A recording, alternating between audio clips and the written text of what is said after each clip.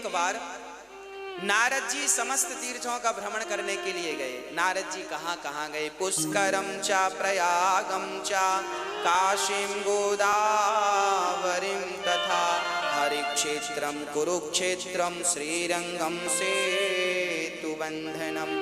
नारद जी बोले मैं समस्त तीर्थों में गया पर ना पश्यम पुत्र मिच्छर महामना संतोष कार्यकम, मुझे कहीं शांति नहीं मिली। नारद जी सारा संसार, एक बार नारद जी आ गए आपके यहाँ, वृंदावन भी आए और हैदराबाद भी गए। नारद जी काहे को गए? शांति देखने गए। शांति कहाँ है? आपके घरों में शांति है मैया जी? है?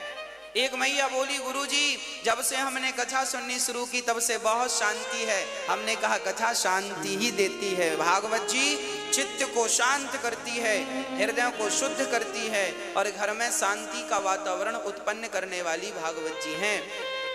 नारद जी बोले मुझे कहीं शांति नजर नहीं आई। क्या नजर आया फिर? बोले तरुणी प्रभुता गे है। घर में नई नई बहुओं की चल रही है, सासू माँ की कोई पूछ ही नहीं। नारद जी कह रहे हैं, हम नहीं कह रहे हैं। नारद जी कहते हैं सासू माँ की कोई पूछ नहीं है। अच्छा सासू माँ की पूछ है कि नहीं? मैया आपकी पूछ है?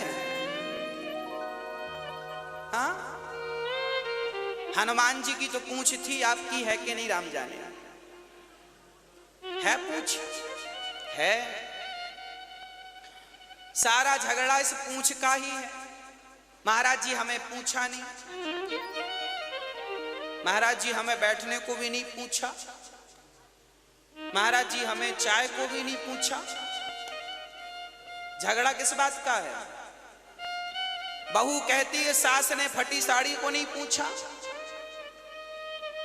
तो सास कहती है तुमने कब पूछा हमसे खाने को। सारे घरों में झगड़ा किस बात का है?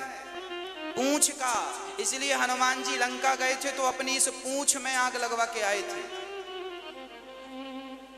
जितने जल्दी हो सके आप लोग भी अपनी अपनी पूंछ को जला दो, होली आ रही है।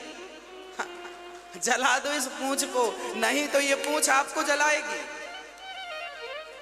ये जो अहंकार की पूंछ है ना, हमें नहीं पूछा, हमें नहीं पूछा, अरे नहीं पूछा तो नहीं पूछा, तुम काहे मरे जा रहे हो?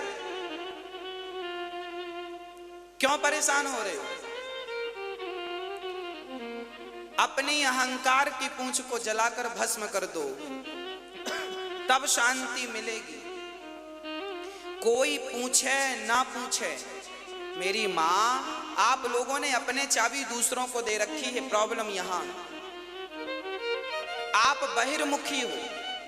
देखना दो बातें हैं। एक व्यक्ति वो है जो बहिर्मुखी है। बहिर्मुखी किसे कहते हैं? जो बाहर ज्यादा देखता हो। एक वो व्यक्ति वो होता है जो अंतर्मुखी होता है।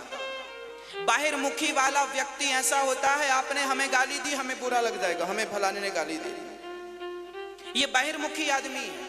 स्त्री और पुरुष दोनों को बोल रहा हूं।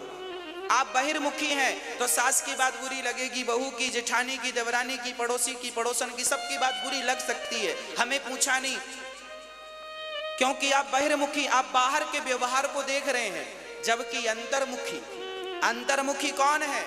जो बाहर से कोई मतलब ना रखे, जो अंदर में भगवान का चिंतन करता हुआ, सबको भगवान जानकर प्रणाम करता हुआ आगे बढ़ता रहे, वह व्यक्ति अंतर्मुखी है, शांत चित्त। उसे कोई फर्क नहीं पड़ता कि आप हमें गाली दे रहे हैं या आप हमारे सामने हाथ जोड़ के खड़े हैं, कोई फर्क नहीं पड़ता।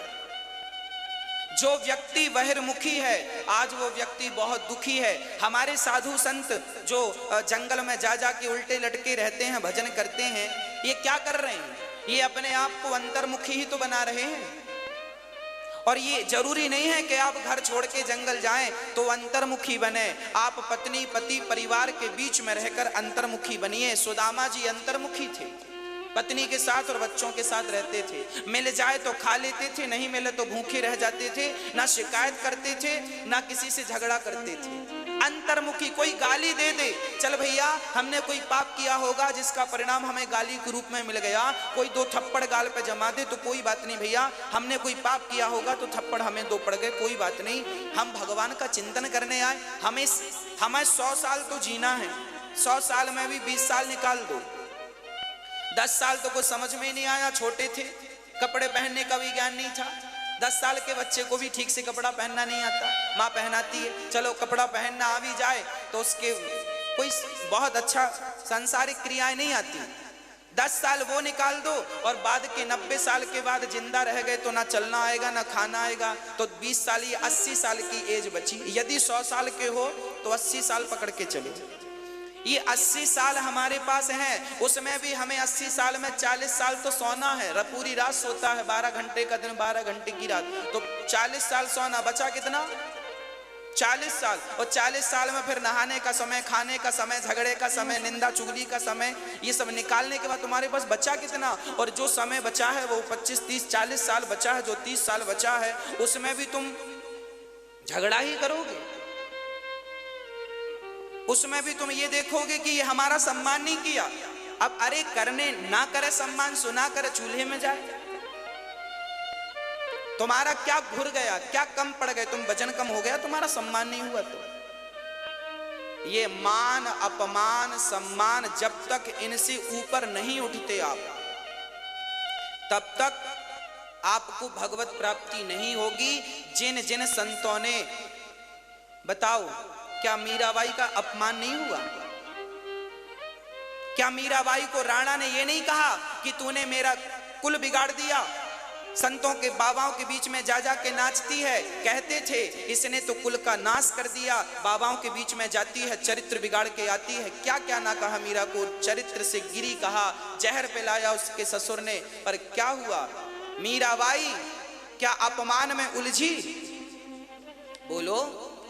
अब वो मीरा झगड़ा करती, लो मेरी सास मुझे तो चरित्रहीन कह रही है। आपको कोई जरा कह दे कि तुम जरा ऐसी हो वैसी हो तो आप झगड़ा करने लगोगी, आप बात विवाद करने लगोगी। बात विवाद में आपको नींद नहीं आएगी, समय वेस्ट होगा। जो समय भगवान के चिंतन में जाना चाहिए था वही समय अब बात और विवाद में जा रहा है। हाँ या ना? नुकसान किसका है? आप हमें गाली दे के आगे बढ़ जाएंगे, पर हम रात भर सोचते रहेंगे फलाने ने गाली दी गाली दी। आप तो आराम से सो रहे हैं, हम सोच रहे हैं, क्योंकि हम बहिर्मुखी हैं, क्योंकि हम बहिर्मुखी हैं। मीरा को गालियां दी लोगों ने, जलील किया, पर मीरा ने जानती थी इनसे झगड़ा करके क्या करेंगे, इनके मुंह क्या लगे। वो इस मान अपमान से ऊपर उठ चुकी थी। वो स्त्री मान अपमान से, बोलो मेरी माँ। हाँ, तो आप लोग कब उठोगी? कब? डेट बताओ। आज उठ जाओगी? चलो अच्छा, आज उठ जाना। कोई गाली दे, देने वाला चूल्हे में जाए, आपको क्या करना? बिल्कुल शांत चित्त से भगवान में ध्यान लगाओ। नरसिंह मेहता का चरित्र आपने कभी सुना या पढ़ा हो? नरसिंह मेहता का चरित्र सुना होगा। नरसिंह मेहता के भाई ने, भौजाई क्या बोलती थी? हट्टा कट्टा, निठल्ला, घर में पड़ा पड़ा खाता है, कुछ कमाता नहीं है। ये नरसिंह मेहता को उनकी भौजाई ने कहा था। अपमान किसे नहीं सहना पड़ा? क्या ध्रुव जी को अपमान नहीं ध्रुव जी की माँ सुरुचि माँ हाथ पकड़ के समाज के बीच में गिरा दिया, जा तू इस गोद में, अपने बाप की गोद में बैठने का अधिकारी नहीं है, जा। अब सोचो, भरी सभा में आपको हाथ पकड़ के निकाल दिया जाए, क्या ये अपमान नहीं है? आप लोग यहाँ तो 500 लोग बैठे हैं, 1000 लोग बैठे हैं, उस सभा में लाखों लोग बैठे थे जहां ध्रुव जी का हाथ पकड़ के नीचे गिराया गया था। उनकी सौतेली माँ ने गिराया, पर धन्य है ध्रुव जी,